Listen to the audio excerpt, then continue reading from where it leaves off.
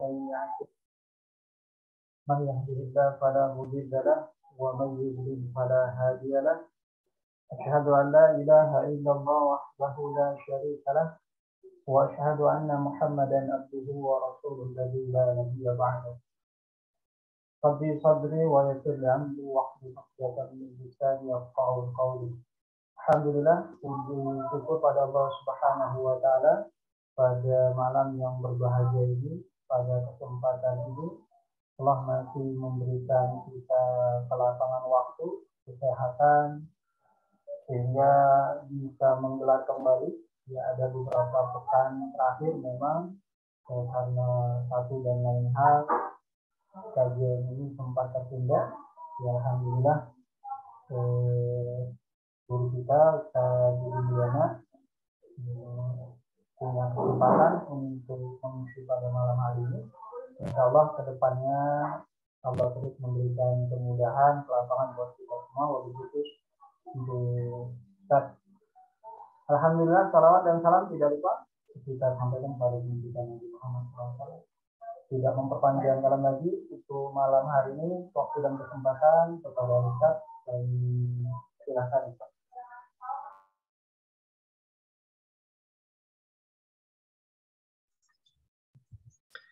Bismillahirrahmanirrahim. Assalamualaikum warahmatullahi wabarakatuh. Waalaikumsalam. Alhamdulillahilladzi arsala rasulahu bil huda wa dinil haqqi yusira ala dini kulli wa kafa billahi syahida. Asyhadu an la ilaha illallah wa asyhadu anna Muhammadar Rasulullah.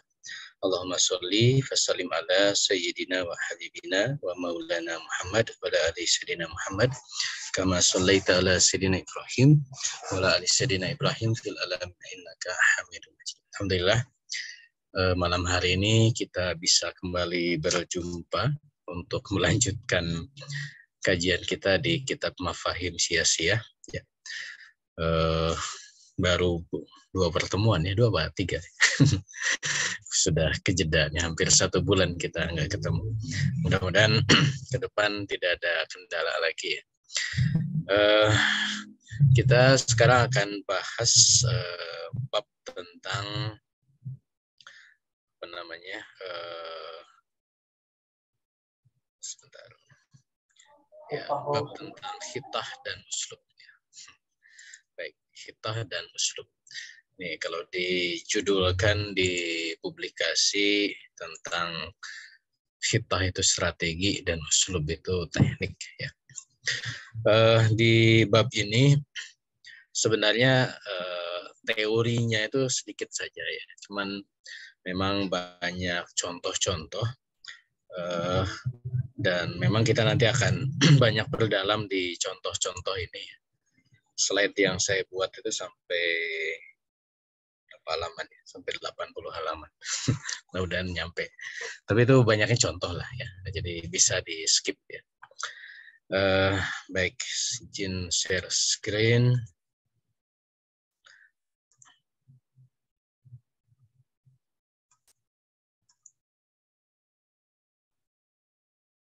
Ya, mudah-mudahan sudah nampak jelas ya.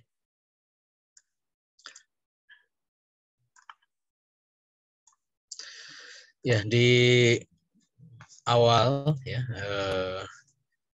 diulas lagi sebenarnya tentang pembahasan sebelumnya tentang apa yang bisa membedakan atau apa sih pembeda antara khitah ya atau strategi dalam bahasa kita ini dengan uslub. Dan kita bicaranya ini adalah khitah siasi, khitah politik atau strategi politik. Jadi yang dimaksud dengan khitah siasi atau strategi politik ini adalah sebuah politik umum ya. Kalau dalam bahasa akademiknya mungkin kebijakan gitu ya, yang dirancang untuk mewujudkan salah satu tujuan yang dituntut penyebarannya oleh mabda atau ideologi atau oleh tariqah yang digunakan untuk menyebarkan ideologi.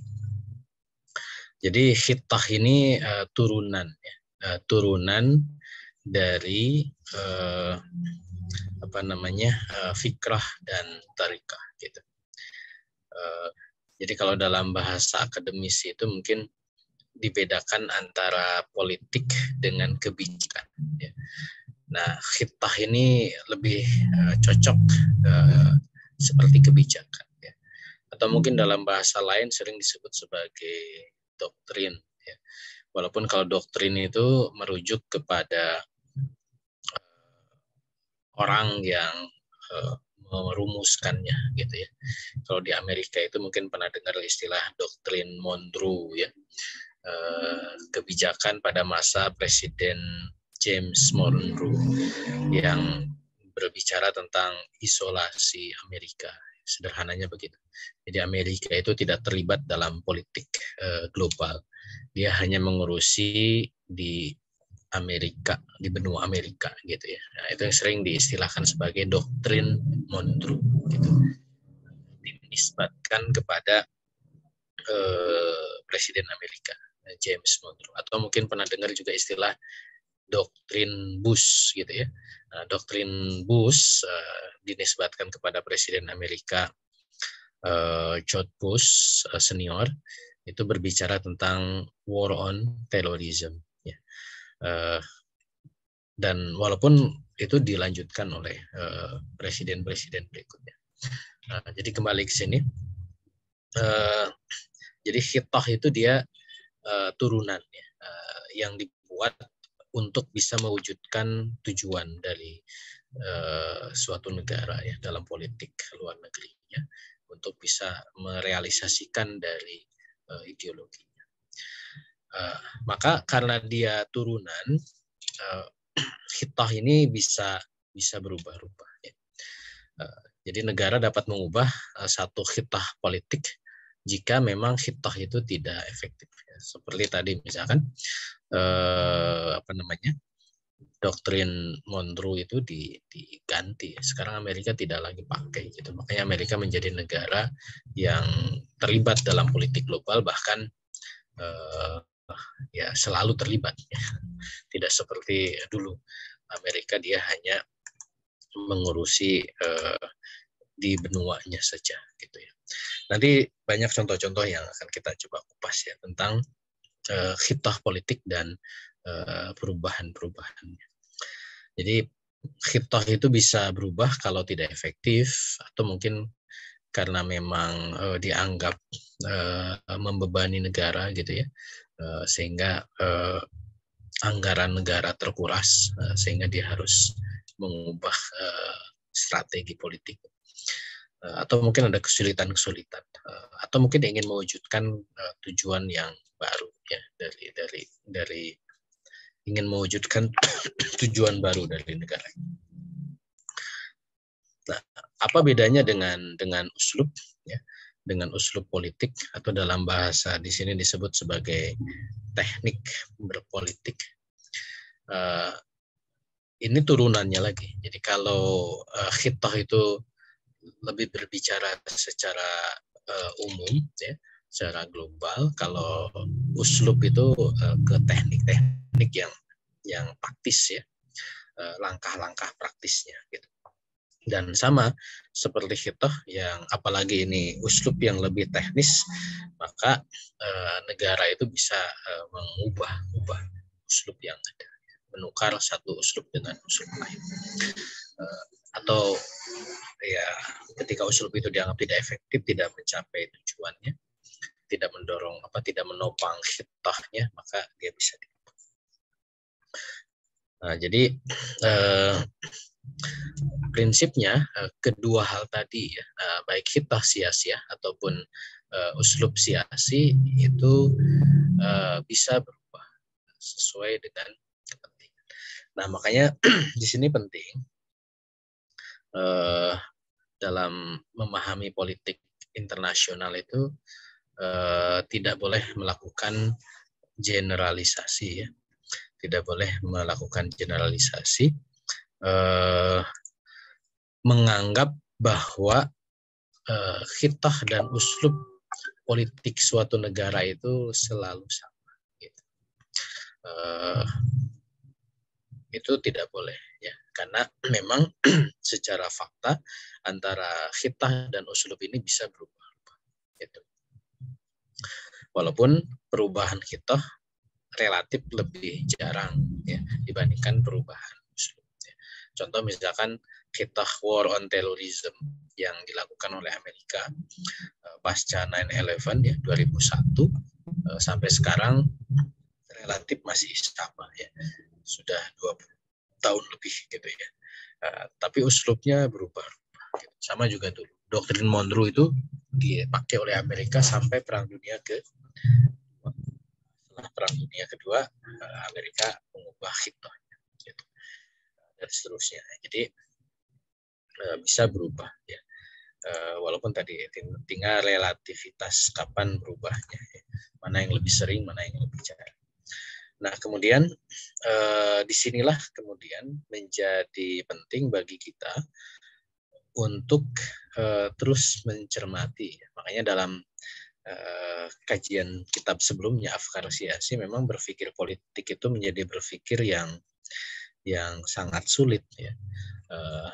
Kenapa sangat sulit ya? Karena memang harus terus melakukan proses mutabaah ya, terus mengikuti. Tidak ada kaidah baku, tidak ada sesuatu yang tetap. Gitu. Terlebih di sini ketika bicara tentang khitah dan uslub sudah disebutkan bahwa dia dapat berubah-ubah, gitu ya. Baik. Khitah dan uslub itu dirancang agar aktivitas politik itu betul-betul bisa dijalankan secara nyata. Gitu.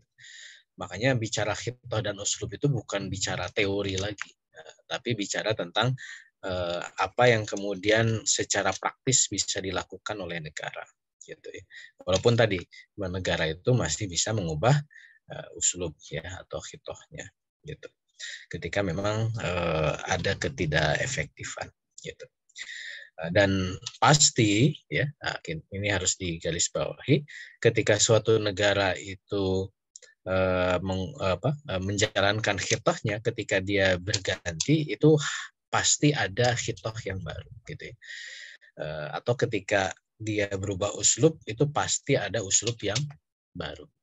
Jadi tidak mungkin negara itu dia tidak membuat khitah ya yang menggantikan khitah yang mungkin dia rubah, itu pasti ada ya. Cuman masalahnya kan kita bisa identifikasi atau tidak, itu problem berikutnya. Nah, jadi teorinya itu aja sebenarnya. Nah, berikutnya kita akan banyak bicara tentang contoh ya. Saya ambil contoh yang memang ada di dalam kitab, walaupun mungkin nanti saya kasih pengayaan dengan beberapa referensi yang saya dapatkan ya. Mudah-mudahan ini lebih mudah untuk dicerna gitu. Nah, pertama yang dibahas contoh khitah itu adalah ini memang kasus lama ya, tahun 2003.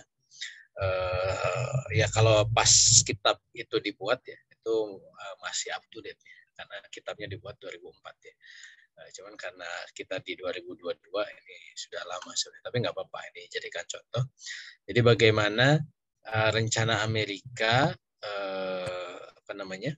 menguasai Irak ya. Jadi kalau kita baca runutan di dalam kitab itu, tahapan-tahapan Amerika punya strategi menguasai Irak itu seperti apa runutan. Nah, pertama Amerika itu memang berkehendak. Jadi goals-nya, tujuannya itu Amerika harus menduduki Irak, baik secara resmi ya dalam tanda kutip ataupun tidak resmi. Artinya didukung oleh resolusi PBB, resolusi internasional, baik PBB atau mungkin NATO gitu ya, ataupun tidak ya. Dengan isu yang dimunculkan adalah Saddam Hussein saat itu memiliki senjata pemusnah massal gitu ya. Nah itu goalsnya. Nah akhirnya kemudian terjadilah proses invasi ya. Dan kita tahu invasi Amerika ke Irak itu tanpa resolusi PBB. Ya. Nanti kita bandingkan dengan bagaimana respon negara lain ya, terutama Inggris dan Prancis terhadap apa yang dilakukan oleh Amerika di Irak ini. Dan berikutnya Amerika berusaha ketika di Irak itu dia tidak melakukan proses pendudukan as a state ya, negara menjajah negara lain gitu. Tapi Amerika dia bergegas untuk melakukan legitimasi atas pendudukannya. Gitu. Caranya dengan bagaimana? Dengan mewujudkan pemerintahan yang melegitimasi pendudukan melalui pengesahan PBB. Jadi pendudukan Amerika itu harus legal. Gitu. Nah, ketika tidak mendapatkan legalitas dari PBB, maka legalitas itu didapatkan dari penduduk, gitu ya, Irak. Nah, makanya kemudian Amerika berusaha mewujudkan proses pemilu. Ya. Tentu kita tahu ini juga pemilu yang direkayasa oleh Amerika. Ya. Sehingga kemudian dengan proses pemilu itu seolah-olah wakil rakyat Irak itu menyetujui, memperkuat, dan pendudukan itu menjadi sah, gitu ya. Dan artinya pendudukan itu dapat persetujuan, baik persetujuan rakyat melalui pemilu dan juga karena ini adalah negara yang legitimate ya, negara Iraknya, sehingga mendapatkan dukungan dari internasional. Nah, dengan begitu maka Amerika berhasil menjauhkan ya negara-negara lain yang juga ingin ikut mendapatkan keuntungan dari Irak, gitu ya. Nah, sehingga dengan begitu Amerika bisa menjadi negara satu-satunya yang menguasai Irak. Nah, sehingga itulah yang kemudian dilakukan oleh Amerika. Dan pendudukan itu atau hasil pemerintahan hasil pemilu itu diperkuat dengan adanya konstitusi. Nah, tentu konstitusi baru yang dibuat Amerika dengan sistem federalisasinya ya, itu kemudian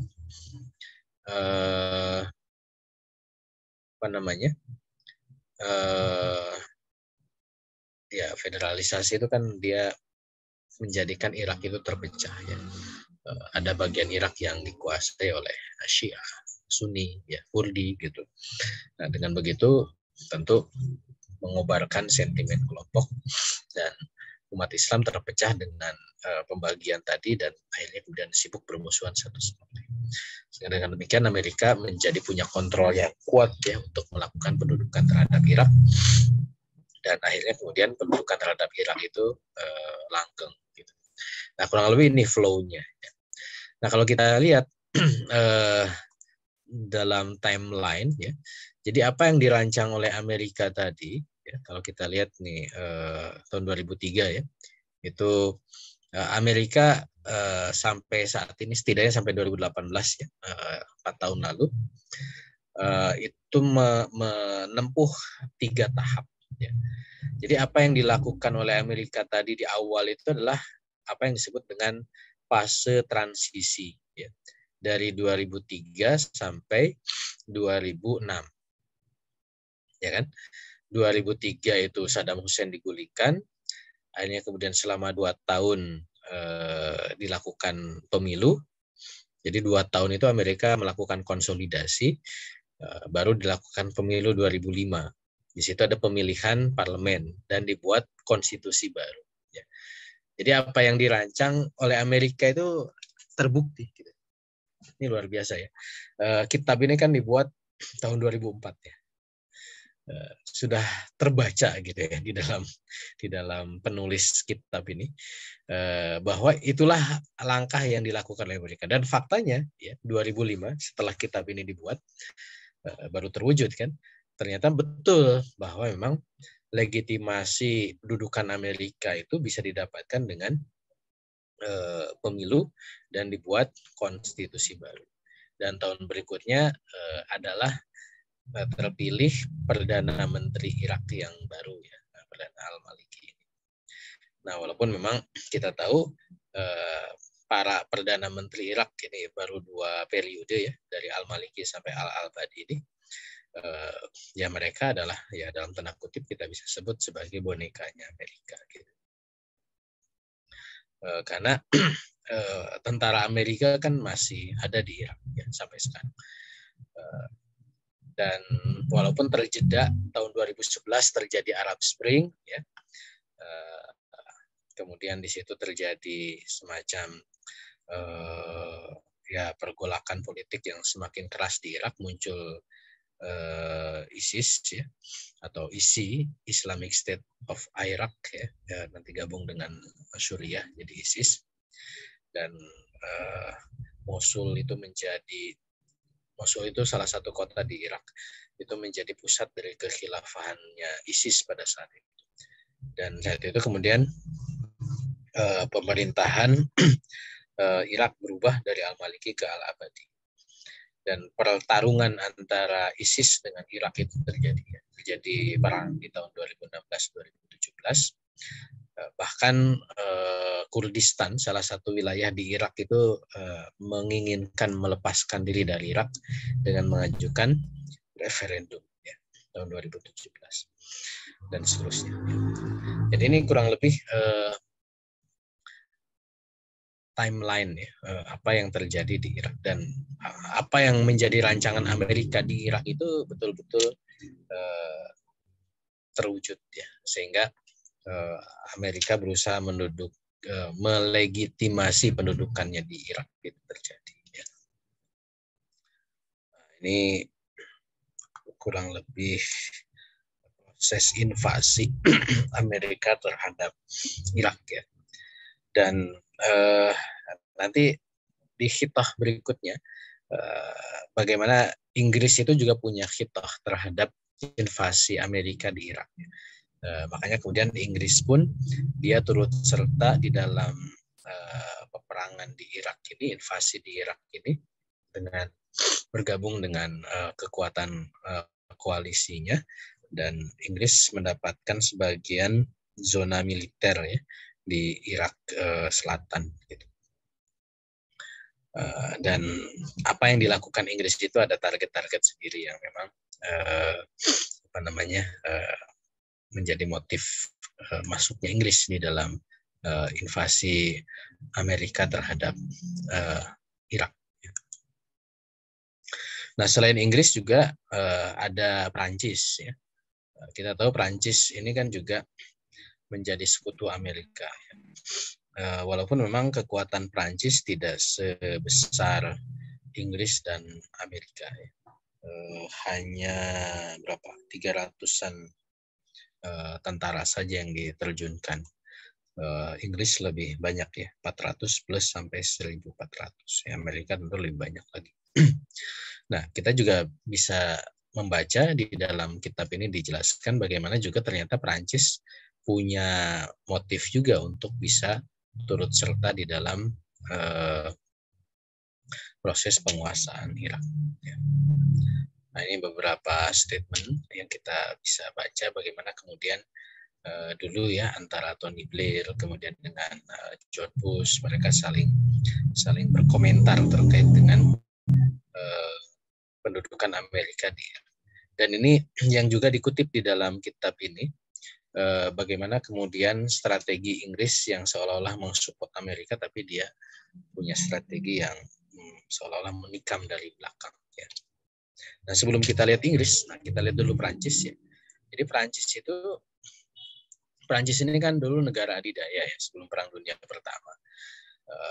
Sebagai second layer di kancah politik global ya, itu Prancis berusaha untuk menaikkan leverage politiknya ya, posisi politiknya untuk bisa menjadi pemimpin negara-negara lain gitu ya. Maka dalam kasus Irak pun khitah politik Prancis itu adalah bagaimana membentuk poros negara-negara yang support terhadap Prancis ya. Terutama dukungan dari Jerman dan Rusia. Dan sebagai anggota PBB ya, Prancis itu juga berusaha agar kemudian apa yang dilakukan Amerika itu tidak mendapatkan legitimasi secara mudah dari PBB dengan mendapatkan resolusi PBB. Gitu. Goalsnya apa? Perancis itu berusaha membongkar apa sih yang ditargetkan Amerika dalam perangnya, gitu ya. Nah, itu yang dilakukan oleh Perancis. Kenapa? Karena Perancis memang juga punya kepentingan ya di kawasan Timur Tengah, walaupun tidak sedominan sebelumnya. Makanya Perancis dia berusaha setidaknya mempertahankanlah kepentingannya yang tersisa di Timur Tengah, gitu. Terutama di Suriah ya, yang sekarang juga masih konflik, kemudian di Somalia ya.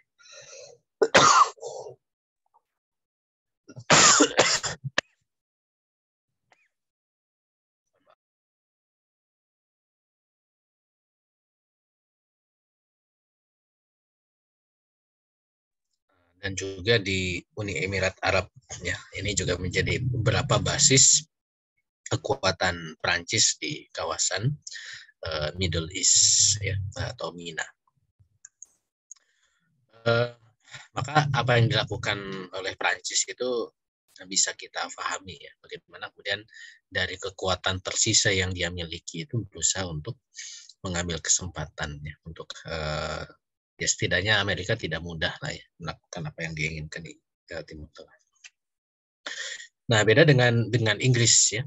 Nah, kalau Inggris dia ya di dalam, nanti sebenarnya kita akan bahas ya di pembahasan bab-bab berikutnya ya, untuk mengenali karakter dari masing-masing negara. Ini penting ya, sehingga kita bisa tahu oh Inggris itu kayak gini gitu ya, Prancis kayak gitu. Nanti kita coba bedah satu persatu ya masing-masing negara. Nah, dari contoh ini juga menunjukkan bahwa memang Inggris itu dia ya bahasa positifnya cerdik gitu ya, bahasa negatifnya licik atau culas gitu ya. Jadi dia mengambil kesempatan dengan apa yang dilakukan oleh Amerika, setidaknya dia mendapatkan keuntungan gitu ya. Makanya dia support, mendukung dan bersekutu dengan Amerika. Dan dia akan berada di bawah atau berada di pihak Amerika kalau neraca politik Amerika kuat, dan itu memang yang terjadi ya dalam konteks Irak ini.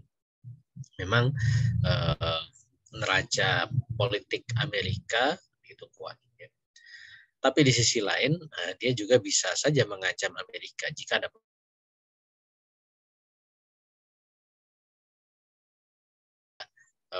berbicara tentang resolusi. Bahkan justru apa yang dilakukan Inggris adalah membongkar ya aib Amerika karena menyerang institusi PBB ya, seperti yang tadi statement Tony Blair ya tadi disampaikan. Dan Inggris juga memprovokasi ya tadi apa yang dilakukan oleh Prancis dan juga Jerman agar bersikap keras terhadap apa yang dilakukan oleh Amerika. Nah, itu contoh pertama yang ada di dalam kitab ini tentang khitah politik di Irak ya. Jadi bisa dibandingkan antara apa yang dilakukan oleh Amerika, Inggris, dan Prancis. Nah, berikutnya yang juga menarik diangkat dalam contoh di kitab ini adalah khitah politik bagaimana Amerika mencegah Uni Eropa itu menguat. Dan menurut saya ini juga menarik ya, karena memang relevan sampai sekarang ya, masih relevan. Kasus Ukraina, kemudian juga sebelumnya ada Brexit gitu ya. Ini masih dalam itu. Artinya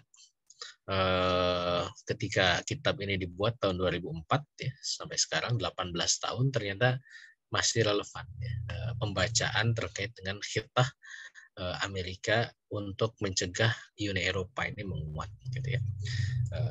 Dan konteksnya sampai sekarang masih relevan gitu.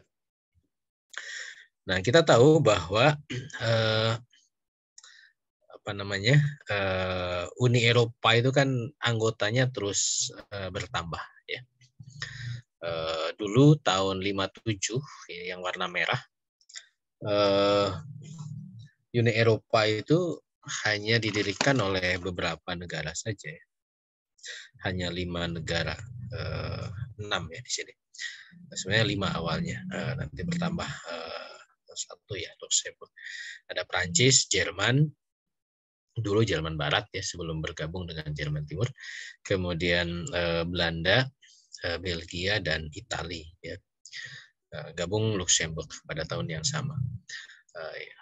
Dan pada saat itu keberadaan ya dulu belum Uni Eropa ya, masih apa namanya, kerjasama di kalau istilah dalam HI itu disebutnya kerjasama fungsional.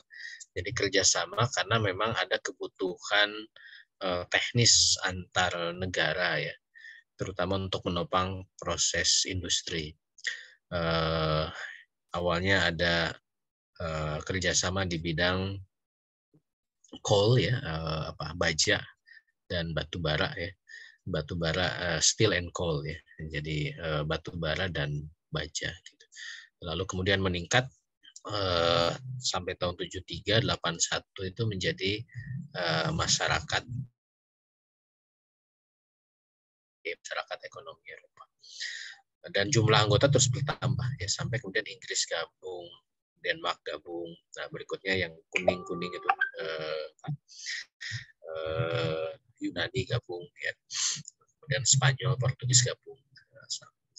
Nah, ketika Uni Soviet bubar ya, di satu sisi ada ancaman ya, terhadap konflik regional. Makanya kemudian Swedia, Finlandia gabung. Austria juga gabung. Kemudian muncullah perluasan. Nah, ini yang kemudian menjadi ya analisis kita itu harus pas ya ketika berbicara perluasan Uni Eropa ke Eropa Timur gitu. Apakah perluasan ini adalah memperkuat Uni Eropa ya, atau justru memperlemah Uni Eropa gitu. Bagi orang awam ya mungkin kita membaca bahwa semakin bertambah banyak yang gabung dengan Uni Eropa itu Uni Eropa semakin kuat kan begitu ya, sederhana kan gitu. Tapi kita harus membaca bahwa ada perbedaan ya, perbedaan stabilitas negara, perbedaan tingkat ekonomi gitu ya, dan macam-macam gitu ya. Dan Uni Eropa itu kan menuntut adanya standarisasi. Ya. Nanti juga kita akan bahas secara khusus tentang Uni Eropa ya. Makanya ketika bergabungnya suatu negara ke Eropa itu harus ada penyamaan standarisasi gitu. Karena memang nanti akan ditanggung bersama kan gitu. Misalkan tentang perbedaan tingkat ekonomi. Ketika bergabung disatukan mata uang ya. Kemudian juga alur atau arus perpindahan barang dan jasa itu tidak ada barier ya, tidak ada penghalang, maka ini nanti akan menjadi ya problem baru ya. Misalkan ada flow atau pergerakan pekerja gitu ya, atau mungkin orang miskin yang dari Eropa Timur datang ke Eropa Barat gitu, atau mungkin ada kasus kayak kemarin di Yunani, krisis ekonomi di Yunani itu harus ditanggung oleh anggota Uni Eropa yang lain gitu. Nah, ini menjadi konsekuensi ketika yang bergabung itu adalah negara-negara Eropa Timur bekas negara komunis yang tingkat kesejahteraannya itu jauh dibandingkan negara-negara yang ada di Eropa Barat gitu. Jadi alih-alih itu memperkuat, bahkan ini menjadi problem baru ya, menjadi khawatirnya menjadi apa istilahnya itu, menjadi ya membawa beban gitu ya terhadap apa yang terjadi di Eropa secara keseluruhan. Dan ini memang terbukti ya. Contoh misalkan yang menarik itu ketika terjadi pandemi kemarin COVID ya, 19 COVID atau 2019-2020 kemarin ya. Hampir bahkan para analis Studi Hubungan Internasional itu melakukan pembahasan bahwa pandemi ini menjadi tantangan terhadap regionalisme. Ya. Karena kan Uni Eropa itu dianggap sebagai contoh sempurna tentang regionalisme, tentang dibukanya sekat-sekat antar negara, gitu ya, menguatnya interaksi antar negara di kawasan. Itu Uni Eropa itu contoh terbaik, gitu ya. Karena mereka berhasil membuka keimigrasian, bikin Schengen, ya, bahkan moneter, bikin mata uang bersama, bahkan kebijakan ekonomi, bahkan sampai ke level-level politik, bikin parlemen Eropa, dan macam-macam, gitu ya. Makanya pandemi itu menjadi tantangan karena akhirnya negara itu merasa harus memproteksi wilayah masing-masing dari penyebaran virus. Gitu. Juga dulu ketika ada Arab Spring, ya, ketika muncul imigrasi dari Timur Tengah ke arah Eropa, ini juga menjadi tantangan terhadap regionalisme. Gitu.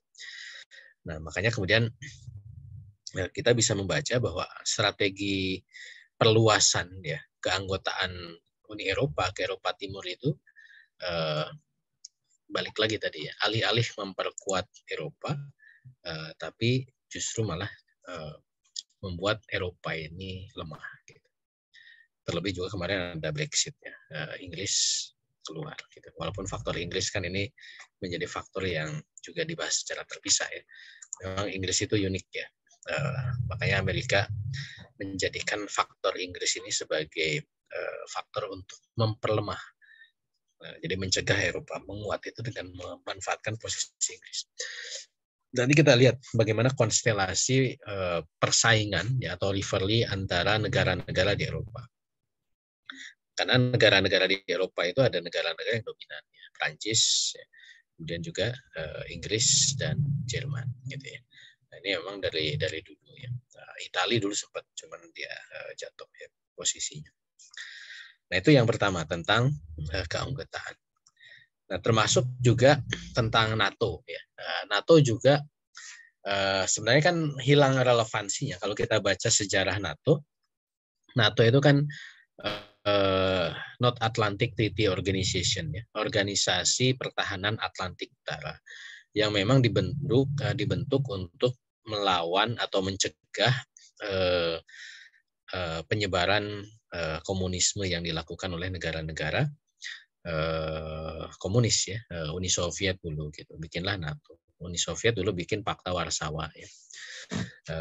Dan kerjasama militer yang digalang oleh Amerika dengan NATO ini ya relevan pada saat Perang Dingin, gitu ya.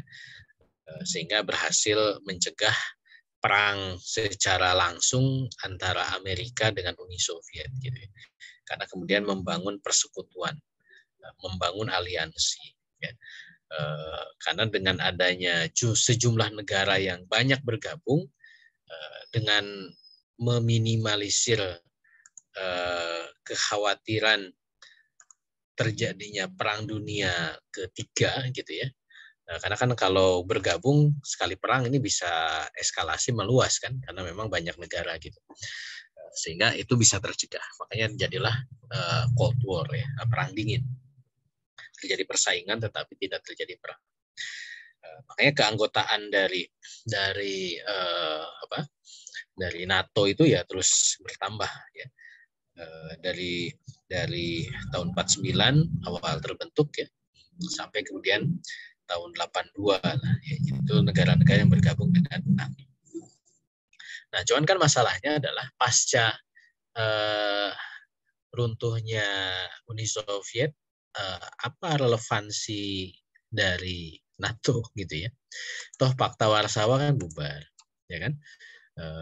Persaingan dengan ideologi sudah tidak ada, gitu. Nah, cuman pertanyaannya kenapa Amerika mempertahankan NATO, ya. Bahkan pertambahan jumlah anggota NATO itu ya terus berlangsung, gitu. Bahkan banyak pengamat menyebut bahwa tidak relevan lagi dengan namanya, gitu ya. Apa namanya? North Atlantic, Atlantik Utara. Jadi sudah bergabung juga negara-negara yang non Atlantik Utara, gitu ya.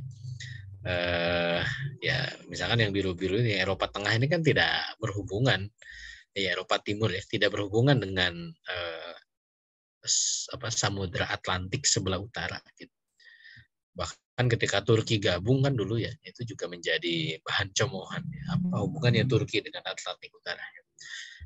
Dia negara di Mediteran, di Laut Tengah. Gitu. Nah, makanya kemudian NATO ini tetap dipertahankan untuk mencegah Uni Eropa itu punya aliansi militer tersendiri, gitu. Sehingga melepaskan diri dari pengaruh Amerika Serikat. Gitu. Karena kalau Uni Eropa bikin kekuatan militer sendiri, pasti yang akan mendrive adalah Prancis ya, dan Jerman sebagai negara dominan di Eropa. Nah, makanya kemudian NATO ini tetap dipertahankan oleh Amerika untuk memperlemah Eropa, gitu ya. Dan relevan lagi dengan kasus sekarang ya, ketika krisis Ukraina ya. Kalau di gambar ini kan bagaimana kemudian negara Ukraina itu yang kuning ya, yang besar, itu dia punya aspirasi untuk bergabung dengan NATO gitu ya. Makanya kalau bicara tentang Ukraina itu ada dua hal yang berbeda antara perluasan Uni Eropa dengan perluasan NATO. Gitu. Jadi sekarang NATO ini juga tidak sekedar memperlemah Eropa, tapi juga bagaimana NATO digunakan oleh Amerika untuk memperlemah Rusia. Ya. Nanti kita akan bahas secara terpisah tentang Rusia. Baik, itu kemudian, ini ini yang 3 ya, Inggris ya. Jadi bagaimana Amerika juga melemahkan Eropa itu dengan memanfaatkan posisi Inggris. Nah, penting kita untuk mempelajari relasi Inggris dengan Amerika. Ini sekilas saja yang ada di dalam slide ini ya. Sejarahnya panjang ya, tapi ringkasnya setidaknya ada 3 fase hubungan Inggris dengan Amerika. Ya kita tahu bahwa Amerika itu dulunya adalah koloninya Inggris ya.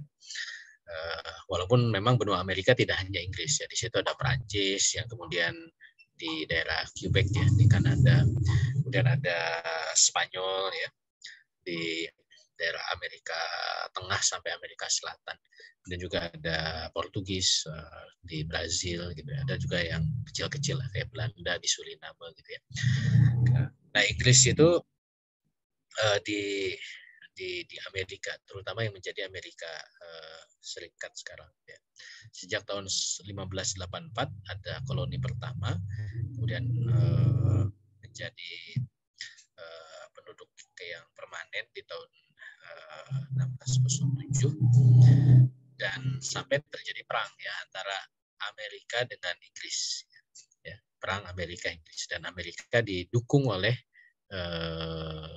Prancis ya, sehingga setelah itu memicu revolusi Prancis tahun 1776. 4 Juli Amerika mendeklarasikan kemerdekaannya dari kolonialisme Inggris ya. Jadi Inggris kalah lah ya. Nah, sejak saat itu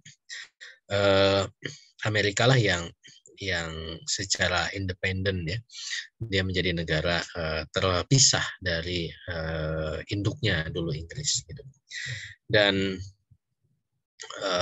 Amerika negara yang besar masih melakukan proses konsolidasi ya. Walaupun hubungan dengan Inggris ya tahun 1785 sudah ada hubungan diplomatik, tapi juga pernah ada perang dengan Inggris ya, ada case, walaupun kembali berhubungan dengan Inggris dengan baik lagi. Cuman kan Amerika pada saat itu masih belum beranjak dari benuanya ya, belum terlibat di dalam politik global. di mana memang arena perpolitikan global itu masih bertumpu di benua besar ya, di Eropa, Timur Tengah ya. Nah, sedangkan benua Amerika ini kan benua baru ya. Nah, jadi memang seolah-olah terisolasi gitu ya. Makanya kemudian itu yang dirumuskan pada masa James Monroe itu sebagai doktrin Monroe ya. Nah, kapan Amerika mulai berkiprah secara global ya pasca melepaskan doktrin ketika terlibat dalam Perang Dunia Kedua ya. Jadi sampai Perang Dunia ke-1 Amerika itu memang belum terlibat dalam kancah politik global. Nah, ketika mendapatkan kesempatan dalam Perang Dunia Kedua, Amerika kemudian turut dalam peperangan itu dan akhirnya kemudian bersekutu dengan Inggris, Prancis ya, bahkan bersekutu dengan Uni Soviet untuk melawan fasisme Jerman dan Jepang ya. Dan Amerika menginisiasi terbentuknya berbagai regulasi yang kelak menjadi hukum internasional ya. Atlantic Charter misalkan itu menjadi cikal bakal piagam PBB. Sebelumnya juga dirumuskan tentang pengaturan ekonomi internasional ya dengan Bretton Woods Treaty ya. Cikal bakal munculnya IMF, World Bank gitu ya. Kemudian standarisasi mata uang dari emas ke dolar gitu. Akhirnya disitulah sifat ekspansif Amerika itu mulai dibuka. Nanti kita akan bahas secara khusus tentang Amerika ya, karakternya seperti apa. Nah, sampai kemudian Perang Dunia Kedua berakhir dan Amerika mengambil alih posisi adidaya dunia ya dari Inggris dan Prancis. Amerika bersama Uni Soviet. Inggris dan Prancis akhirnya kemudian bersama Amerika ya bersekutu. Nah, bahkan kemudian Inggris menandatangani perjanjian Five Eyes Islands, aliansi 5 mata antara Inggris, Amerika, Kanada, Australia, dan New Zealand. Yang jadi cikal bakal ANZUS ya salah satunya, atau NATO di kawasan Pasifik ya, untuk kerjasama keamanannya. Jadi memang ada fase Amerika dengan Inggris itu berkonflik, juga ada fase Amerika dengan Inggris itu bekerja sama. Nah, ini juga pola interaksinya ya antara Inggris dan Amerika. Ya, memang perdagangan Amerika dengan Inggris itu dinamis ya, tidak selalu menjadi sekutu kuat ya dalam konteks ekonomi. Nah, ini yang juga kita perlu pahami ya, bagaimana relasi Amerika dengan Inggris ya. Sehingga dengan begitu memang ya Inggris itu sudah kehilangan posisinya sebagai negara adidaya, tapi mau tidak mau dia sebagai mantan negara adidaya berusaha mencari kesempatan untuk bisa berperan ya. Makanya tadi kalau kita lihat bagaimana kemudian Amerika gunakan Inggris ya dalam memperlemah Uni Eropa itu suatu hal yang masuk akal gitu, karena memang secara relasi Inggris dengan Amerika itu kuat gitu. Jadi ibaratnya Inggris itu ya ibunya Amerika gitu ya. Nah, walaupun ya tidak sesederhana hubungan ibu dan anak gitu ya. Baik, nah itu di satu sisi ya.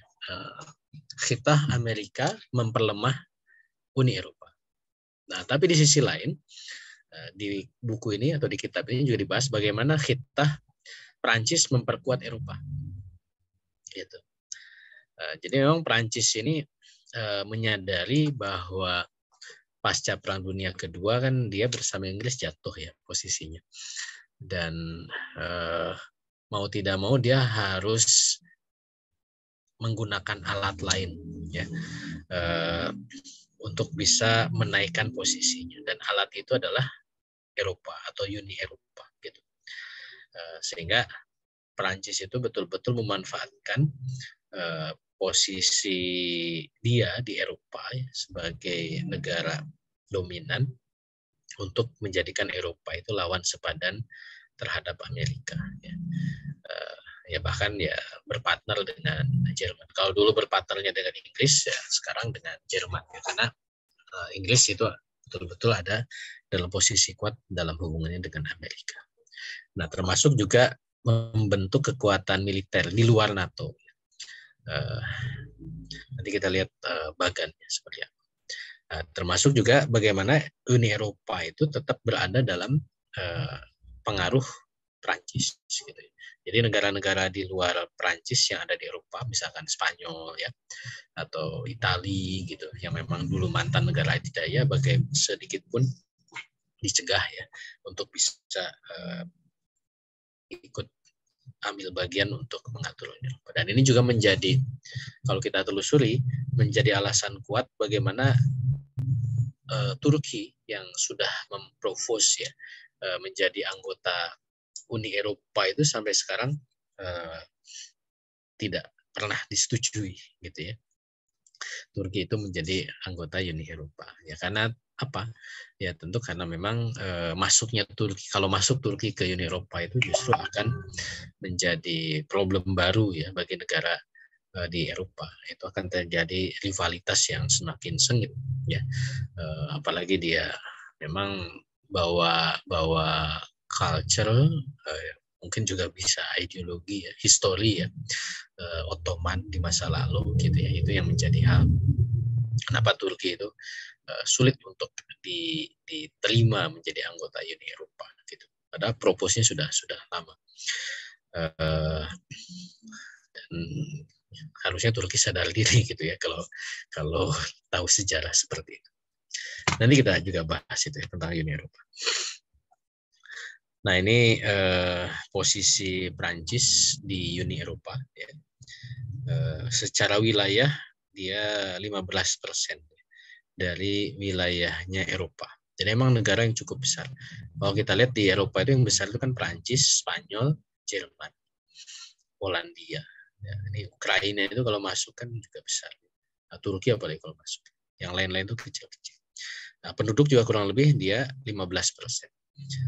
Cukup tinggi. Nah, kalau Turki masuk lebih tinggi lagi jumlah penduduk.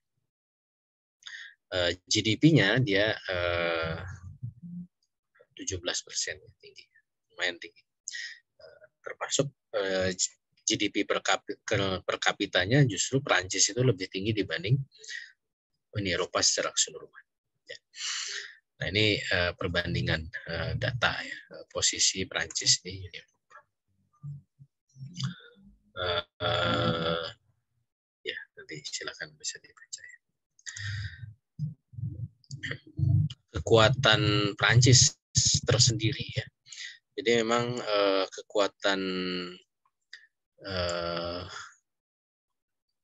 ya militernya, ini bahasa Prancis ya, saya salah ngambil data, saya baca. Oke, nantilah. Nah ini militer, support militer di militer Uni Eropa yang tadi saya sebut bahwa Prancis ini ingin Uni Eropa punya militer sendiri, tapi bagaimana support negara lain terhadap militernya di Eropa ya, di luar NATO ya. Memang yang paling tinggi Prancis ya. Bukan paling tinggi ya, cukup tinggi lah, 65%. Ya. Memang yang tinggi ini Belanda ya, Belanda nih, walaupun ya apa namanya, Belanda, Luxembourg, Belgia ya, Belgia itu karena ibu kota Uni Eropa kan di Belgia ya. Nah, kemudian yang lain ya Inggris saja kan dia ya apalagi sekarang sudah keluar ya dari Uni Eropa. Dia minim ya, sangat paling kecil ya partisipasi Inggris dalam militernya di Uni Eropa dulu ya, sebelum Brexit ini 39%, paling kecil ya. Yang lain ya relatif di atas 40% sebenarnya. Jadi kayak ogah-ogahan Inggris itu gabung di Uni Eropa. Makanya wajar atau bukan wajar, harusnya kita bisa pahami bahwa memang Inggris ini menjadi faktor pelemah ya terhadap Uni Eropa. Oke, nah ini irisan antara NATO ya dengan Uni Eropa. Jadi ada yang memang anggota Uni Eropa yang juga dia anggota NATO yang tengah ini ya. Tapi ada juga anggota Uni Eropa yang bukan anggota NATO. Siprus, Austria, Finlandia, Irlandia, Malta, Swedia. Ini anggota Uni Eropa yang bukan anggota NATO. Ada anggota NATO yang bukan anggota Uni Eropa. Ya, Inggris, Amerika, Turki, ya, Norwegia, Macedonia, Montenegro, Kanada, Iceland, Albania. Ini anggota NATO yang bukan anggota Uni Eropa. Ini ada OSK, ya. Organisasi Keamanan Eropa secara keseluruhan. Ini semuanya itu anggota OSCE. Walaupun ya tidak semua menjadi anggota Uni Eropa dan tidak juga menjadi anggota NATO. Ini sisanya.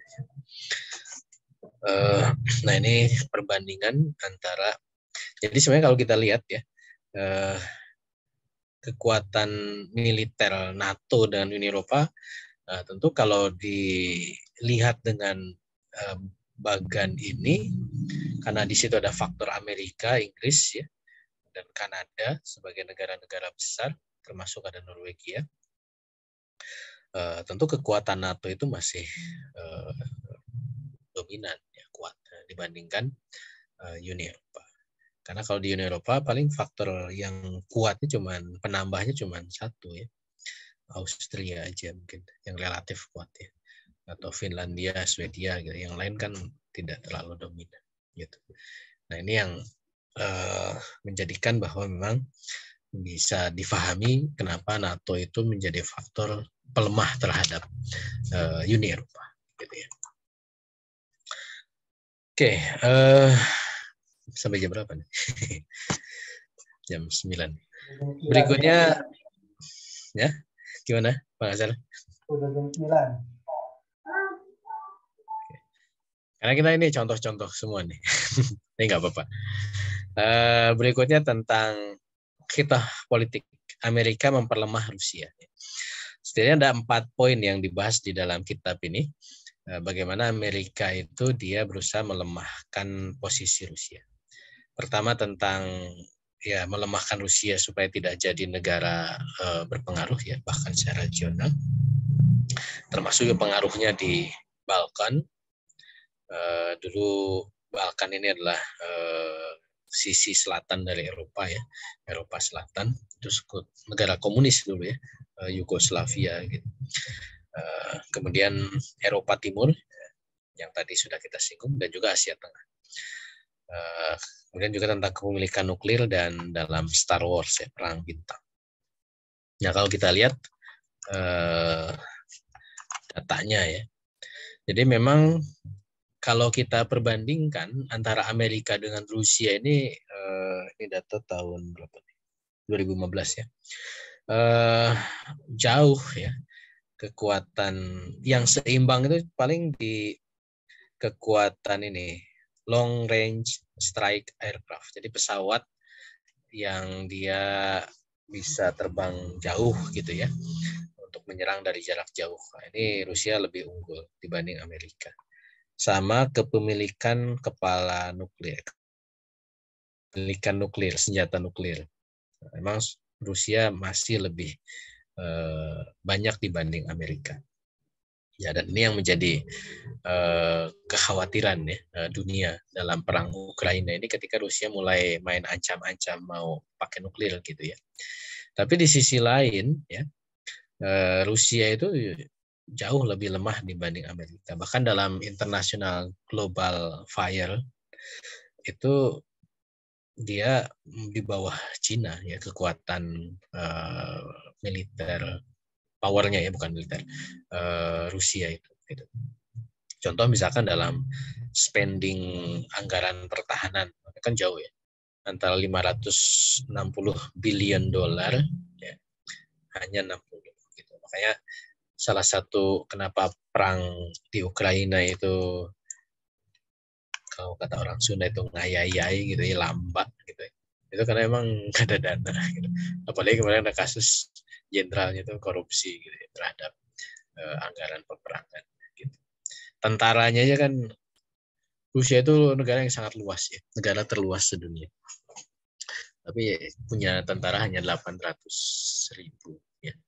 Indonesia aja yang tidak seluas Rusia, kita punya 500.000 ya. Indonesia itu seluas Amerika. Nah, jadi rasio antara jumlah tentara dengan jumlah atau luas wilayah jauh ya. Pesawat tempurnya juga jauh ya. Dan lain-lain. Jadi wajar kemudian Rusia itu semakin melemah. Tapi Rusia terus berusaha dia menjaga persekutuan ya dengan bekas negara ya suksesornya dulu Uni Soviet ya. Ya setidaknya beberapa negara masih punya hubungan kolektif security treaty aliansi keamanan bersama ya, dengan Kazakhstan, Kyrgyzstan, Tajikistan, kemudian ada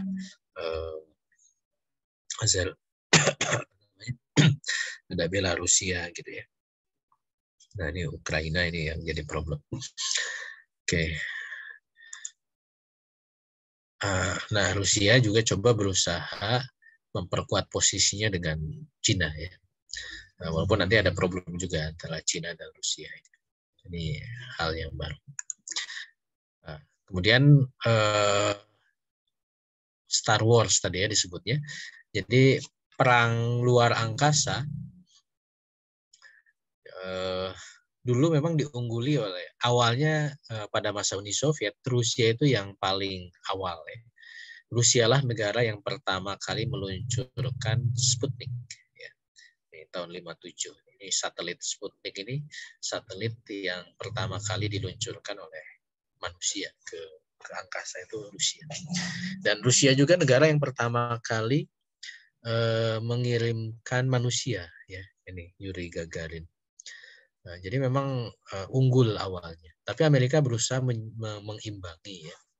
Ketika mengirim Sputnik, Rusia, Amerika mengirim Explorer, Freedom, gitu ya. Ketika mengirim manusia, Amerika bahkan akhirnya bisa mengirimkan manusia ke bulan Apollo 11. Walaupun ini dengan berbagai kontroversinya, katanya benar atau tidak ya. Gitu. Tapi yang pasti perlombaan luar angkasa ini menguras sumber daya ekonomi ya, Rusia. Makanya faktor yang membuat Uni Soviet itu kolaps di tahun 90-an itu adalah ketika mereka dengan sistem ekonomi komunismenya itu tidak sanggup lagi. Karena kan negara itu harus melayani rakyat ya, mengurusi rakyat, semua dijatah oleh negara gitu. Beda dengan kapitalis, kan orang suruh cari makan sendiri, yang kaya bisa tambah kaya, miskin ya salah sendiri kan gitu ya. Di kapitalis begitu. Tapi dalam komunis ya semua ditanggung negara. Tapi ketika negaranya tidak punya apa-apa ya repot gitu ya. Apalagi negara lebih mendorong membangun hal-hal yang sifatnya perlombaan militer di luar angkasa gitu, yang tidak ada impact langsung kepada rakyat gitu ya. Emang bikin satelit nambah kenyang kan enggak gitu ya. Nah ini yang kemudian menjadikan salah satu pemicu terjadinya kehancuran Uni Soviet. Gitu. Dan itu yang kemudian dipertahankan ya oleh Amerika, bagaimana Rusia pun sebagai suksesor pelanjut dari Uni Soviet itu tetap dalam posisi yang lemah. Nah ini di kitab itu disebut ya uslub-uslubnya. Misalkan terjadinya krisis Kosovo ya. Kita tahu Kosovo ini adalah wilayah di Balkan, dulu sekutunya Uni Soviet pada masa Yugoslavia. Nah maka Serbia sebagai salah satu negara yang masih menjadi sekutu kuat Rusia pasca runtuhnya Uni Soviet, ini kemudian dilemahkan dengan krisis Kosovo. Ya. Nah, kemudian juga hubungan ekonomi militer dengan negara Eropa Timur. Nah, ini juga dilakukan oleh Amerika ya. Memasukkan Eropa Timur ke NATO tadi sudah kita singgung. Dan pangkalan militer di Asia Tengah, kayak ada persaingan baru di Asia Tengah itu antara Amerika dengan Uni Soviet, belakangan masuk Cina ya. Dan Amerika punya agenda war on terrorism di Asia Tengah yang kemudian membuat beberapa negara itu dekat dengan Amerika. Termasuk juga bagaimana Amerika menduduki Afghanistan. Dulu Afghanistan ini kan menjadi battle war-nya antara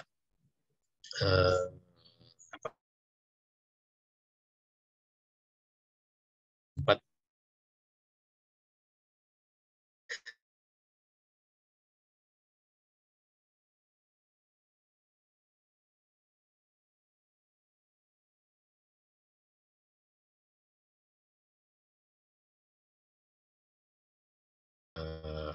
ya untuk surveillance-nya Amerika di Rusia. Termasuk juga Georgia ya, salah satu pecahan dari Uni Soviet itu juga dieksploitasi oleh Amerika. Bagaimana ketidakmampuan Uni Soviet untuk Rusia ya sebagai suksesor Uni Soviet untuk mensupport negara-negara terdekatnya. Gitu. Nah itu uslub ya yang dilakukan oleh Amerika untuk memperlemah Rusia. Nah ini war on terrorism tadi ya, Amerika ya salah satunya di sini di kawasan Asia Tengah. Selain di negara-negara lain memang. Dan di Afghanistan. Jadi bagaimana Amerika berusaha menjadikan Afghanistan sebagai base militernya. Ya sampai 20 tahunan ya Amerika berkuasa sampai kemarin terakhir. Ya menyedihkan juga ya, pasca dikuasai Taliban juga masih belum beranjak terhadap persoalan internal. Nah ini Georgia tadi yang dieksploitasi oleh Uni Soviet oleh Amerika ya, untuk menunjukkan kegagalan. Ya paling ada kasus ya apa namanya di Georgia ini ya, antara Rusia yang tetap ingin berusaha memberikan pengaruhnya di sana tapi gagal ya untuk kemudian bisa menyelesaikan persoalan. Berikutnya khitah Amerika memperlemah Cina. Nah, apa yang dilakukan Amerika untuk memperlemah Cina? Setidaknya ada 4 poin yang disebut di dalam kitab ini. Pertama, menjadikan Vietnam sebagai batu sandungan bagi Cina. Kemudian menjadikan Korea sebagai pusat bahaya terdepan Cina. Ya. Supaya tidak terlalu jauh-jauh Cina itu memang dikelilingi oleh persoalan. Ini kan sebelah timur ya. Vietnam selatan, Korea timur. Kemudian sebelah selatan ke barat daya ya, itu ada India. India itu sengaja dijadikan sekutu oleh Amerika, sekutunya Cina. Jadi harusnya memperkuat, tapi kenapa kok sekutu malah jadi memperlemah? Nah, ini kan jadi menarik untuk dipelajari. Termasuk juga tadi ya di Asia Tengah. Amerika memperkuat posisinya dengan membuat perjanjian strategis dan militer di Asia Tengah. Nah, ini Vietnam. Kita tahu Vietnam itu kan proxy war-nya antara Amerika dengan Uni Soviet ya plus Cina. Tapi pasca ya Amerika akhirnya kalah, Amerika justru memberikan banyak bantuan terhadap Vietnam ya, sehingga hubungan Vietnam dengan Amerika yang semestinya itu hubungan negatif ya karena dulu pernah menjadi arena perangnya Amerika, justru hubungannya jadi positif ya, dengan Amerika. Dan ini yang kemudian dimanfaatkan oleh Amerika untuk memperlemah posisi Cina. Makanya industrialisasi di Vietnam itu banyak disupport oleh Amerika. Ya. Ini beberapa perusahaan Amerika yang yang investasi di sana ya, mulai Intel, sepatu Nike, ada mobil Ford ya, Coca-Cola, Pepsi, macam-macam ya.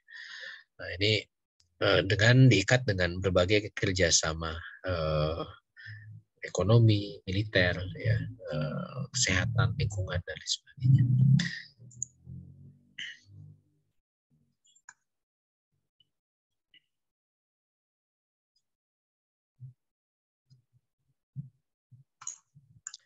Nah yang kedua, Korea.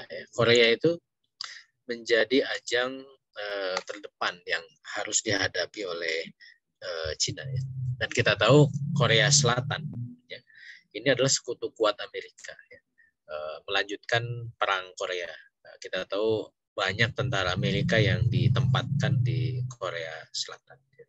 Sampai 25.000 lebih tentara Amerika ditempatkan di Korea Selatan. Sehingga Korea Selatan ini menjadi menjadi sekutu kuat Amerika. Dan Jepang juga sama ya, ini juga sekutu kuatnya Amerika. Amerika punya basis angkatan laut ya, markas angkatan laut dan juga markas angkatan udara. Angkatan laut di Korea Selatan, di Jepang, juga angkatan udara. Termasuk ada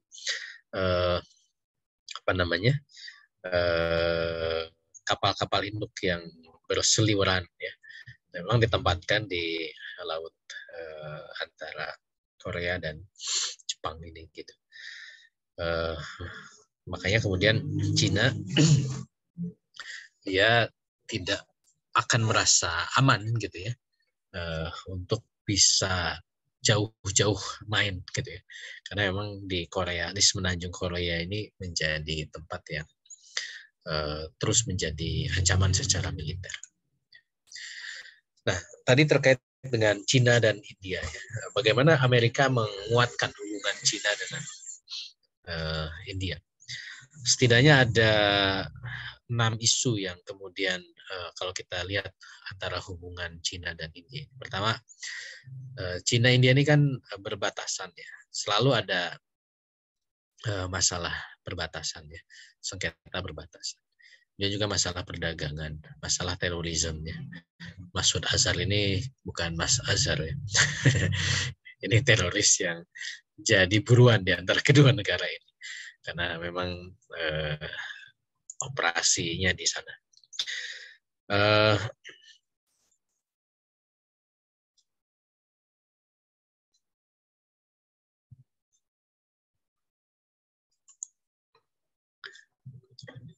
Kemudian ada OBOR ya, atau BRI, Belt and Road Initiative.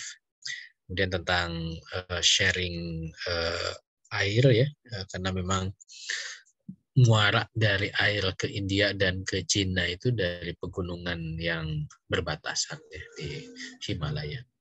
Termasuk juga di masalah kepemilikan nuklir ya, NSG membership ya. Nuclear Source Group membership. Nah, ini juga menjadi problem antara India dan Cina. Termasuk juga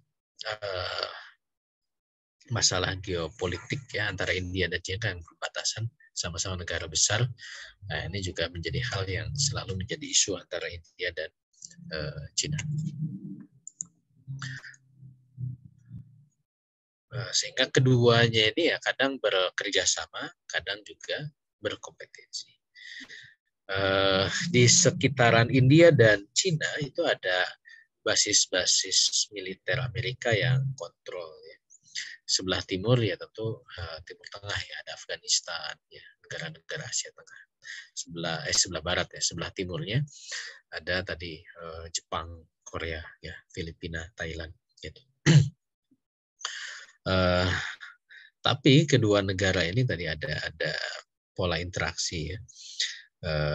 Bagaimana mereka dikuatkan hubungannya, tapi juga ada isu-isu yang terus berlangsung di antara India dan Cina. Makanya relasi India-Cina ini dimainkan oleh Amerika untuk memperlemah kedua negaranya. Gitu. Di dalam rilis Amerika terhadap proyeksi tahun 2040 itu kan masih isu Sino-Hindia itu menjadi isu yang menjadi perhatian Amerika. Nanti kita bahas secara terpisah, insya Allah.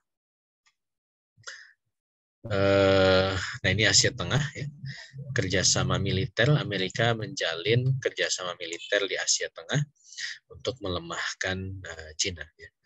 Nah, termasuk di situ pemainnya ada juga Rusia, makanya ada Shanghai Cooperation misalkan yang dibuat, kemudian apa namanya juga kerjasama anti terorisme gitu. Oke, dari kesemua contoh tadi ya menunjukkan bahwa memang setiap negara itu tidak akan berdiam diri. Ya. Mereka akan selalu merancang khitah dan uslub politik. Kecuali kalau memang negara itu sudah saking lemahnya, gitu. Karena lemah maka dia tidak punya khitah dan uslub politik. Nah kita bisa refleksikan Indonesia punya nggak sih khitah politik terhadap negara lain, gitu. Nah, kalau enggak, ya berarti kita negara sudah lemah ya. Bagaimana respon Indonesia terhadap Australia misalkan ya. Ketika Australia mengeluarkan buku putih pertahanan militer, menjadikan Indonesia itu sebagai ancaman. Indonesia bilang ya biar aja, nah, berarti nggak punya kita saking lemahnya. Nah ini jadi refleksi, nah, dan kita bisa belajar ya. Artinya sebagai pengamat politik internasional itu kita bisa lihat mana negara-negara yang punya khitah dan uslub politik, mana yang enggak gitu. Selama negara itu punya khitah dan uslub politik, berarti negara itu masih punya keinginan untuk berkiprah dalam politik internasional. Ya. Nah, contoh misalkan di posisi Jepang, ya, India, Belanda, Belgia, Spanyol, Portugal. Ini negara-negara yang dulu pernah menjadi negara adidaya, gitu. Karena merosot posisinya, ya akhirnya kemudian mereka tidak lagi punya concern untuk terlibat di dalam politik internasional. Ya, mungkin kalaupun terlibat dalam bagian-bagian kecil atau mungkin hanya ikut ramenya saja. Padahal mereka dulu negara adidaya. Ya. Nanti kita akan bahas juga beberapa negara ini secara terpisah. Nah, contoh sekilas saja nih bagaimana misalkan Jepang ya. Jepang itu ya pernah menjadi pada saat Perang Dunia Kedua ya. Empire-nya Jepang itu ya sampai ke wilayah yang sangat luas ya, sampai ke Indonesia. Kemudian juga Italia pada saat Perang Dunia Kedua ya dia bisa sampai ke Afrika ya, wilayah kontrol kekuasaannya itu ya. Karena dia menjadi negara yang kuat pada saat itu. Walaupun sesaat. Termasuk Belanda ya. Negara yang sangat kecil di Eropa ya. Bisa sampai menguasai negara yang luasnya berlipat ganda. Negara pojok ini ya, yang saya nggak perlu sebut namanya. Nah, bahkan di benua-benua lain, ini Belanda ya, pada abad ke-17. Tapi sekarang kan tidak lagi muncul. Nah, Belgia juga sangat negara kecil, nah dia juga pernah sampai punya pengaruh di hampir sama dengan Belanda ya, cukup luas gitu. Spanyol, nah ini dulu bahkan Spanyol dengan Portugis ya, ini berdua. Ini pernah punya sejarah membagi bumi itu dua. Bumi milik kami berdua.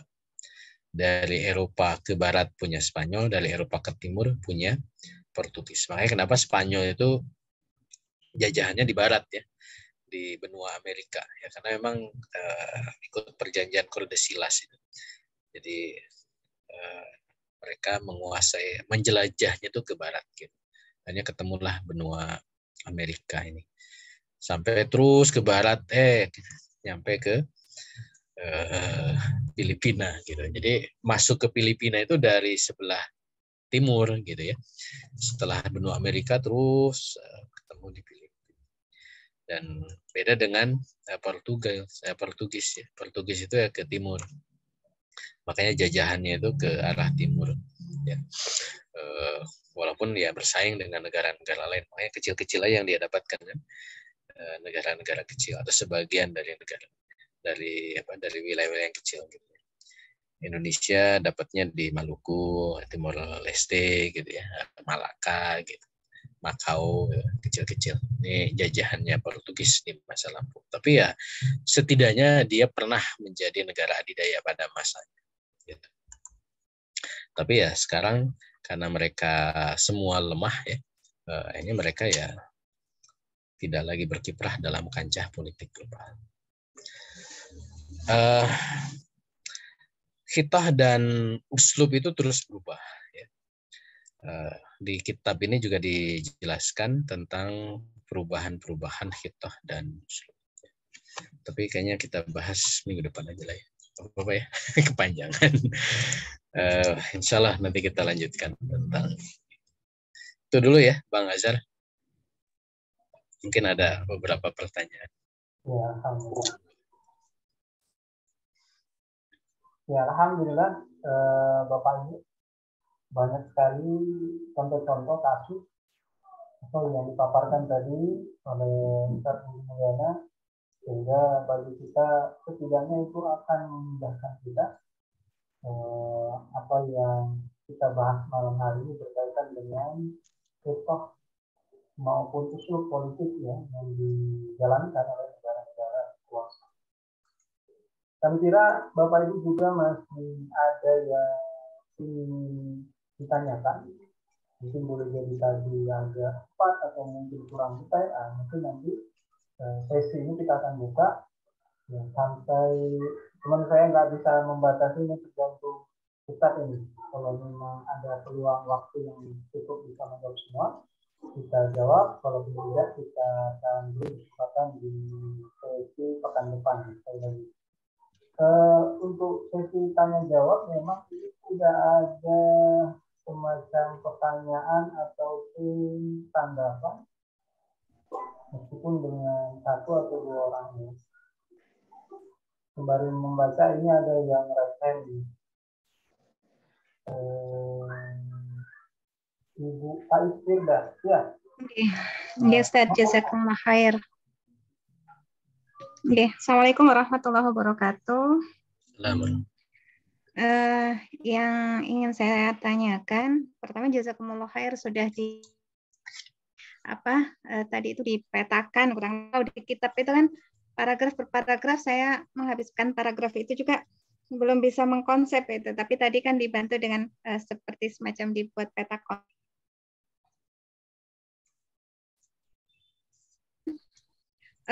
Tadi dari yang sudah Ustadz jelaskan tuh tampak sekali gitu ya, contohnya Amerika gitu ya, dia memiliki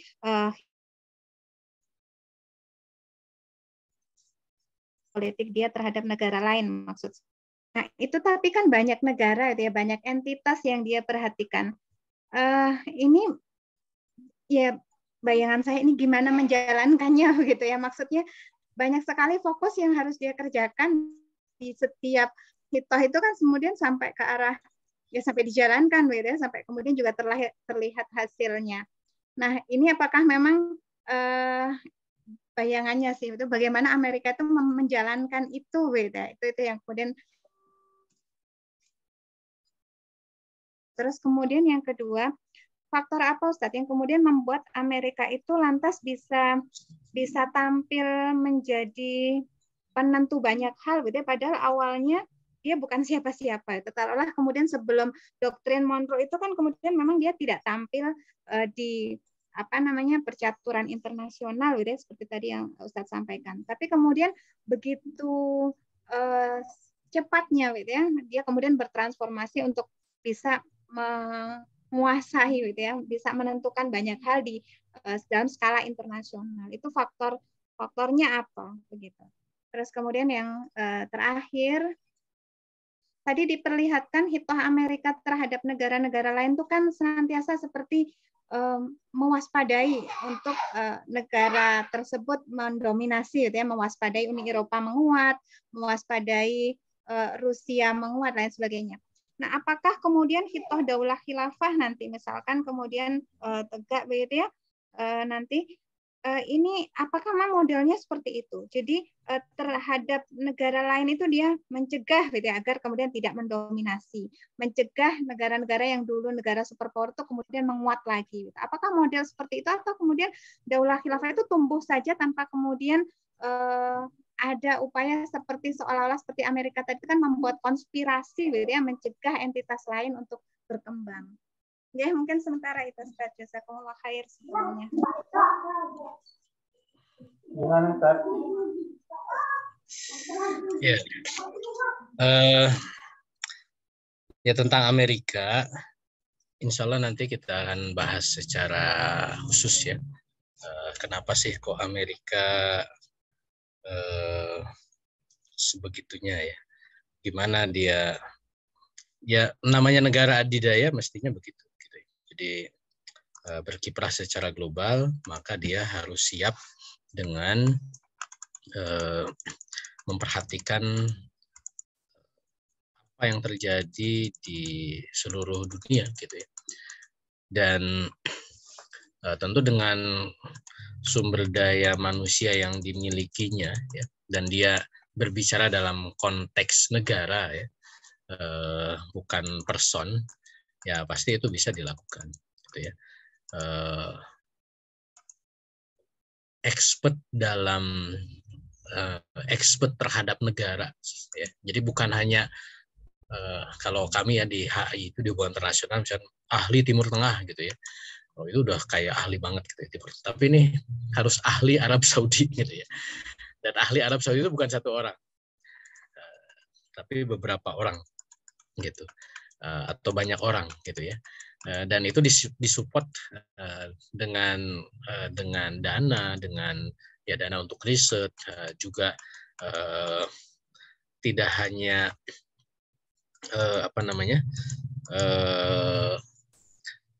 orang yang menjadi pembawa kebijakan ya, tapi juga mungkin dilingkan dengan ahli-ahli yang mereka berkecimpung di dunia riset ya, di perguruan tinggi dan lain sebagainya gitu. Bahkan di Amerika juga disupport oleh lembaga-lembaga think tank ya, lembaga-lembaga pemikir gitu. Ya memang mereka mensupport kebijakan. Mungkin ya ikhwan sekalian pernah mendengar misalkan ada Rand Corporation gitu ya, yang dia selalu membuat kajian penelitian spesifik terkait dengan politik luar negeri Amerika, belakangan terkait dengan dunia Islam, dan selalu di belakangnya itu ada rekomendasi terhadap pemerintah Amerika harusnya apa gitu. Tentu riset semacam ini kan bukan hal yang mudah dan murah gitu ya. Itu Rand Corporation itu sebuah lembaga think tank yang disupport oleh ya dana yang sangat luar biasa gitu. Itu baru satu. Belum lagi nanti ada lembaga-lembaga riset yang dibuat oleh ya mantan presiden Amerika, ada Charter Center misalkan, kemudian ada Clinton Foundation dan lain sebagainya. Jadi salah satu karakter yang kuat yang dimiliki oleh Amerika itu adalah ya bukan muji-muji ya, apa istilah itu, awareness ya, kepedulian terhadap negara itu kuat gitu ya. Ini negara besar, maka warga negara itu harus support negaranya. Walaupun memang tidak semua ya, ada juga orang-orang Amerika yang malas, yang macam-macam. Tapi prosentase ya, kalau kita bicara prosentase dibandingkan dengan mungkin negara-negara lain, itu sangat besar gitu. Sehingga perhatian Amerika terhadap hampir semua negara di dunia ya, dalam sudut pandang Amerika itu penting untuk kemudian diperhatikan. Ya bagaimana caranya tadi, riset, ada lembaga think tank, tentu juga ada DEX ya, atau unit-unit yang ditugaskan tanpa bergantung kepada pergantian pemerintahan gitu ya.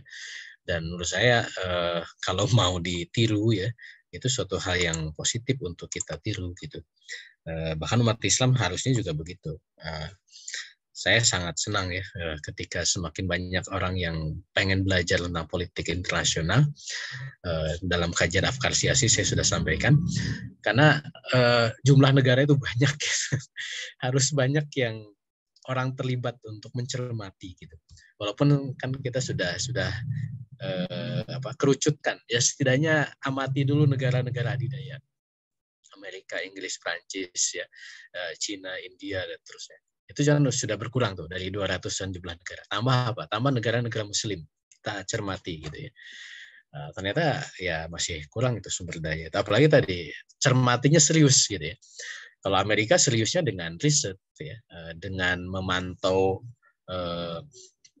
terus-menerus ya. Bahasa kita mutabaah terus-menerus gitu. Bahkan kayak Pew Research itu ya dia melakukan survei, bahkan mendatangi negara itu untuk menanyakan langsung ya dengan metode ilmiah yang mereka gunakan sehingga mendapatkan data yang akurat gitu. Itu luar biasa. Ya kenapa mereka bisa lakukan? Karena memang support dananya juga sangat kuat gitu. Dan menurut saya itu karakter yang semestinya dimiliki oleh negara adidaya, dan Amerika memang menunjukkan hal itu ya. Walaupun yang membedakan tentu kalau tadi dibandingkan dengan daulah Islam ya, khilafah Islam, yang membedakan kan motif ya. Amerika itu negara kapitalis, negara pragmatis ya, negara yang mengemban mabda insaniah ya, kepuasan kebutuhan manusia gitu. Walaupun ya aspek rasionalitas mereka coba kedepankan ya supaya kemudian mendapatkan nilai yang tertinggi dalam posisi di dunianya gitu. Ya saya terus terang belum pernah ke Amerika, tapi obrolan teman-teman yang pernah ke sana itu misalkan bagaimana kepedulian mereka untuk membangun infrastruktur gitu ya. Jadi ya luar biasa, mereka itu serius gitu ya. Ya kalau kita kan proyek korupsi macam-macam itu menjadikan infrastruktur itu hancur gitu karena kepentingan personalnya tinggi. Tapi kalau di Amerika kalau untuk kepentingan bersama ya mereka itu awareness-nya tinggi sehingga kemudian pembangunan infrastruktur misalkan mereka lakukan dengan serius gitu ya, membangun jalan-jalan macam-macam gitu. Walaupun ya tadi tentu filosofi yang berbeda itu yang menjadikan goals-nya yang kemudian berbeda gitu. Nanti kita akan coba bahas ya secara khusus, kita coba pelajari apa sih karakter, karena ada pembahasannya nanti tentang mengenali bangsa-bangsa adidaya ya. Amerika itu karakternya kayak gimana, mana positifnya, mana negatifnya, dan apa yang kita dapatkan dari pembelajaran itu. Terakhir tentang apakah kemudian negara adidaya itu harus mewaspadai, ya itu memang karakter. Dan negara adidaya itu dia akan melakukan proses hegemoni internasional ya, mencegah ada adidaya baru. Itu yang kemudian dilakukan oleh Amerika, memperlemah Uni Eropa, memperlemah Rusia, memperlemah Cina gitu ya, atau mencegah kembali munculnya kebangkitan Islam agar kemudian tidak ada pesaing gitu, sehingga hegemoni itu bisa dilakukan gitu. Itu karakter adidaya. Lalu bagaimana dengan Islam? Ya Islam juga implied ya, secara implisit pasti begitu gitu. Artinya ketika Islam dapat diwujudkan dan ditunjukkan syiar Islam, dan syiar Islam itu adalah kebaikan, rahmatan lil alamin, maka kan kemusyrikan, kemaksiatan itu ya harus terus dicegah gitu. Apalagi kemaksiatan, kemusyrikan yang tersistematis diusung oleh negara gitu ya, yang nanti akan mengambil alih terhadap kebaikan-kebaikan yang disebarluaskan oleh Islam. Itu suatu hal yang menjadi konsekuensi logis gitu. Cuman kan nanti masalahnya cara ya. Kalau dalam fikrah, tarikah, dan khitah dan uslub kapitalisme, ya mereka menghalalkan segala cara. Tapi kalau Islam tentu akan berpedoman kepada hukum syara gitu ya. Walaupun mungkin ada siasat di dalam peperangan, tentu siasat peperangan pun dia tidak melewati batas-batas yang diatur oleh hukum syara gitu. Wallahu a'lam bishawab. Nggih, jazakumullah Ustaz.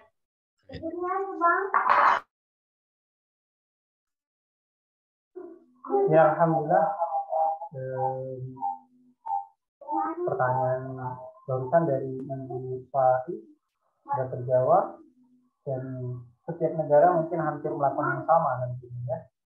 Alhamdulillah, kami ingin konfirmasi Bapak Ibu jamaah yang masih bergabung, kira-kira masih ada yang ingin bertanya?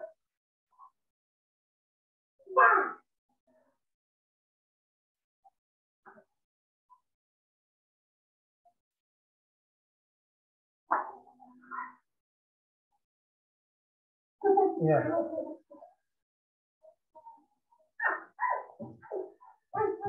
Ya, putus-putus ya. Ya, sekali lagi kami ingin konfirmasi Bapak Ibu jamaah sekalian, untuk kajian malam hari ini.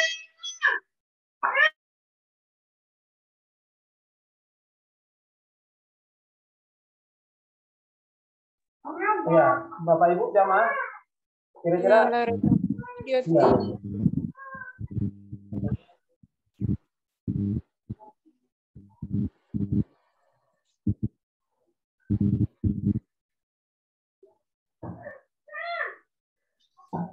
Bapak Ibu jamaah, masih ada yang ingin ditanyakan?